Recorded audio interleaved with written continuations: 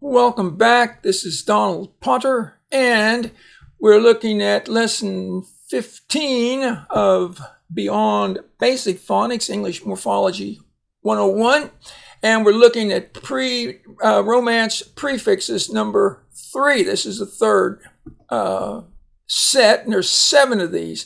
The first one is une. Une means one, or una means one. So we have a uniform, and of course a form is a shape. So if you have one shape, it'll be uniform. It'll be the same. And so you can see why that soldiers, nurses, and other people police officers wear a uniform, so you can identify them from everybody else. But what they wear is was the same. So it has one form, uniform. Next we have unicorn, and corn here is the idea of a horn. Okay, so unicorn is a mythological creature with that just has one horn. Unilateral. Lateral means side. Okay, and so unilateral means what? One side. Unicycle is a bicycle that has one tire, so just one. Number 2, we have mal, bad or evil, pronounced mal. We have malnutrition, so you're not healthy. The nutrition's not good. Malcontent, content's when you're happy. Malcontent's when you're unhappy. Malfunction, when something's working, it functions, but when it doesn't work, it's a malfunction. And then related to malnutrition, you'll have malnourished. If you have malnutrition, you don't have good food, you're going to become malnourished. Number 3, we have bene, which means well or good. So benefit is when you have an activity to benefit somebody, to help them out. Maybe a car wash to help somebody that is ill and needs some help with their doctor bills.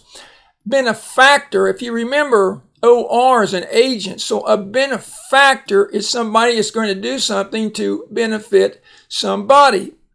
Next is beneficial. When something's beneficial, it is helpful. Beneficiary. This is somebody that receives help from somebody else. They're going to do something good for them, so they're on the receiving end of that. They are the beneficiary. Sometimes in a will, somebody will leave some money to somebody else, and they're the beneficiary. Next, we have benediction. Dict, as we know, means to say, and tion makes it a noun. So benediction is like a prayer at the end of a religious service, a benediction. Also called a blessing. Okay, number 4, inter means among or between. So we have interact, when things act together. Interaction is when things are working together. In a car, you have a lot of things that are interacting, the cylinders and everything, to make that work. Interstate is a road that is between 2 different states, or goes between 2 or more different states. Intervene, maybe at school you have 2 kids that don't agree about something, and the teacher comes in and they intervene and help them to solve their problem so they can get along. Interrupt, rupt means to bust or to break, and interrupt is when you break in and to somebody's conversation. As 2 people are talking to each other, and you just say, hey, and interrupt their conversation. And that's something we teach boys and girls not to do. You should not interrupt older people or other people when they're talking. Well, they get done talking, unless you have something very, very serious. Intercept. Maybe 2 people are talking on the telephone, and somebody intercepts and listens in on their call.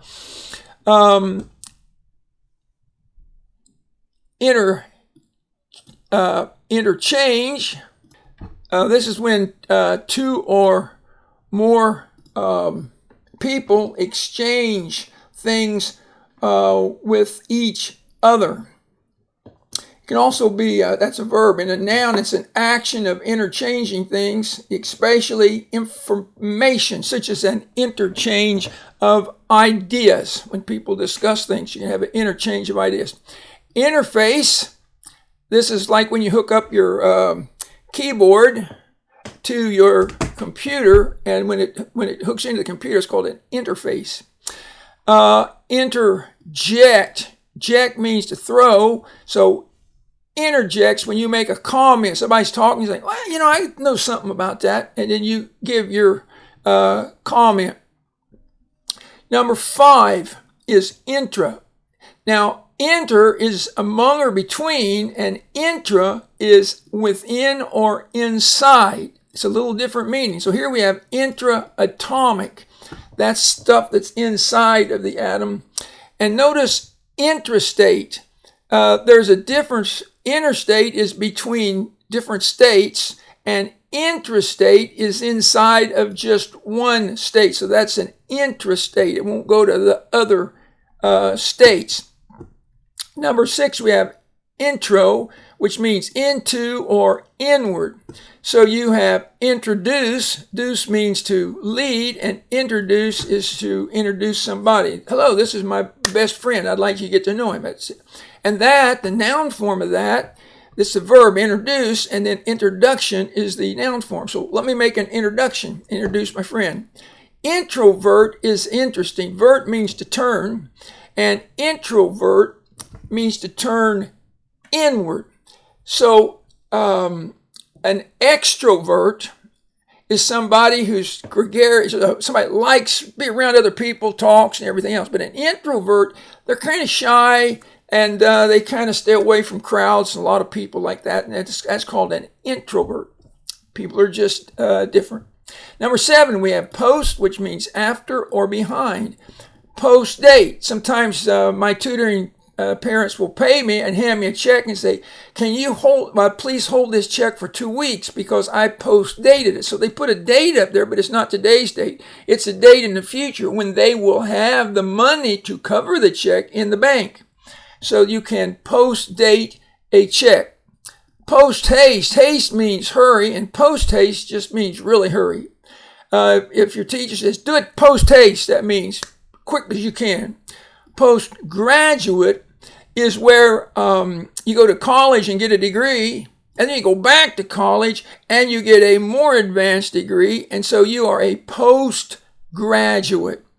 Often you'll get your PhD in a postgraduate program. Postscript, maybe you'll write a letter to somebody and you get all done with that letter and it looks really good, but you forgot something and you got to add it. And so at the bottom, you just write P.S. and then you write what you thought. Now, we did that more when we had handwritten letters, but you can still add postscript. And usually you'll just put the letters P.S. at the bottom and then add the sentence or paragraph to add what you meant to say earlier in your letter. And then the last one, postpone, that's the opposite of post haste. Postpone is when you put something off. So, for example, if you go to a football game and it rains, they can postpone for the rain, and they usually give you your money back, and you go back and you get to go without having to. It's already paid for, so that is postpone. Okay, so those 7 prefixes. Listen to this once, twice, make sure you know them, and then go to the practice sentences for this lesson, the next lesson 16.